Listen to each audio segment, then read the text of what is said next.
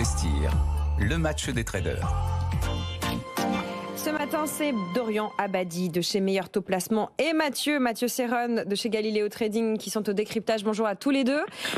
Mathieu. Bonjour Lorraine. Bonjour à tous. On va démarrer avec vous. Qu'est-ce que vous allez surveiller dans cette journée sous le signe de la France et de la Chine ? Déjà, les résultats d'entreprise, puisqu'à la mi-journée, nous aurons les résultats de JP Morgan à 13h et BlackRock à 13h30, le principal catalyseur de la journée, en dehors de nos difficultés franco-françaises et de la notation ce soir de Fitch, de la notation de la dette.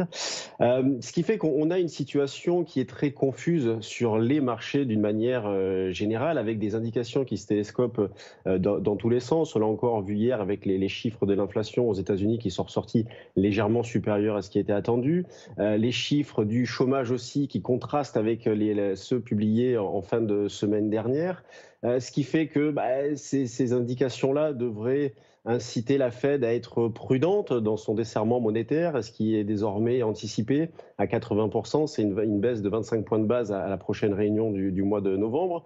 On a des tensions géopolitiques aussi qui continuent de préoccuper les marchés, même si on ne le voit pas au niveau de l'évolution des principaux indices, on le voit au niveau de la volatilité. Vous avez le VIX, l'indice de la peur, comme on dit, qui se maintient au-dessus de 20. Donc, il était précédemment autour des 15. Il y a eu une forte extension ces derniers jours. Donc, il se maintient au-dessus de 20. Donc, on sent qu'il y a quand même de la crainte. Ce qui est tout de même une bonne chose, vous voyez, ce qui préserve les marchés d'une forte baisse. Que justement, ce qui est dangereux, c'est quand tout le monde anticipe un peu la même chose, n'a pas conscience des risques, des dangers. C'est là où les marchés peuvent être vulnérables. Avec un VIX à 20, je pense qu'on est, à toute chose égale par ailleurs, bien évidemment, je pense qu'on est assez protégé du danger. Et pendant ce temps-là, le CAC 40, pendant que bon nombre d'indices battent des records, la semaine dernière, c'était le DAX, le SP500 cette semaine, le Dow Jones aussi, le CAC, lui, qu'est-ce qu'il fait ?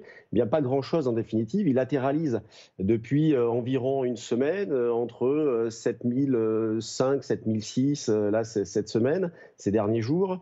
Moi, ce que je fais dans ce contexte-là, je travaille les deux sens, en achetant sur des replis, notamment vers les 7510 que j'ai pu faire ce matin pour viser 7550.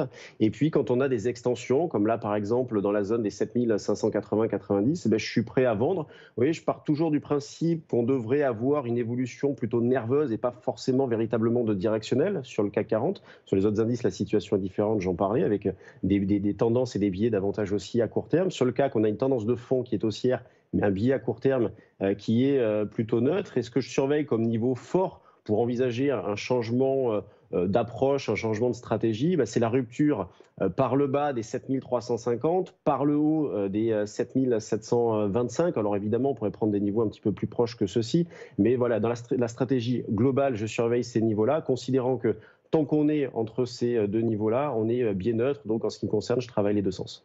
Il travaille les deux sens, Mathieu Serron, ce matin. Et vous, Dorian Abadi, chez Meilleur Taux Placement, que faites-vous ?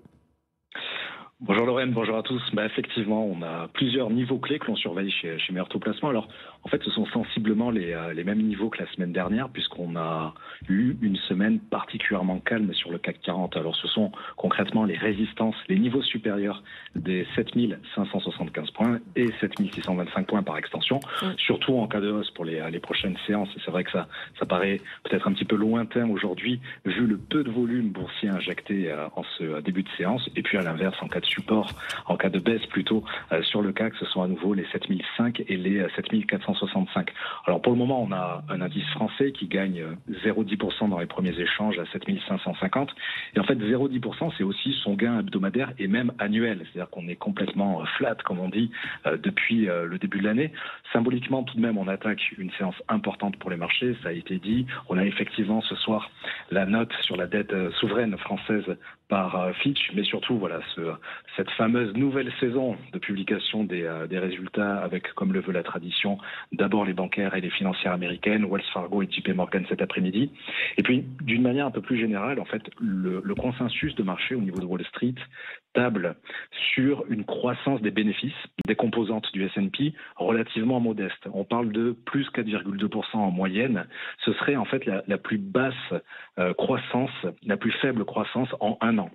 D'un point de vue sectoriel, le secteur qui devrait le mieux se distinguer selon les économistes, les analystes américains, ce sont à nouveau les technologiques. Et à l'inverse, on s'attendrait plutôt à un recul du secteur énergétique et des matériaux sur fond de ralentissement évidemment de l'économie mondiale.